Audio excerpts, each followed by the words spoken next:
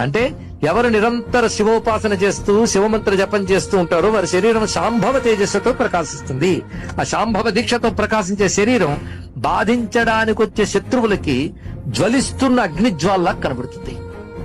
శివభక్తుడు కనబడగానే దేవతలందరూ చూసి ఏం చేస్తారంటే అతడు శాంభవ తేజస్సు చూసి నమస్కారం చేస్తారట.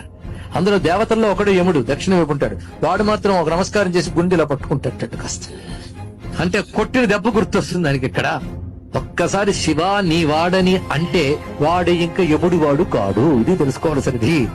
త్వమస్మాకం, నేను నీవాడిని నువ్వు నావాడివి. ఇది ఒకటే మంత్రం అండి. మనం శివుడి వాళ్ళం, శివుడు మనవాడు. అది అన్నాక ఇంకా లోకంతో భయం ఏముందండి. ఇక్కడ అన్నిటికంటే గొప్ప తెలివి ఏంటంటే ఈశ్వరుణ్ణి ఆశ్రయించాలన్న బుద్ధి ఒక్కటుంటే సర్వశాస్త్ర సారములు తెలిసినట్లే. కనుక మన పిల్లలకి భగవంతుడిని ఆశ్రయించే లక్షణం ఉందా లేదా అని తెలిస్తే తల్లిదండ్రులు హాయిగా బతికి వచ్చండి. ఇంకా వాడి బతుకు పరమేశ్వరుడు చూసుకుంటాడు.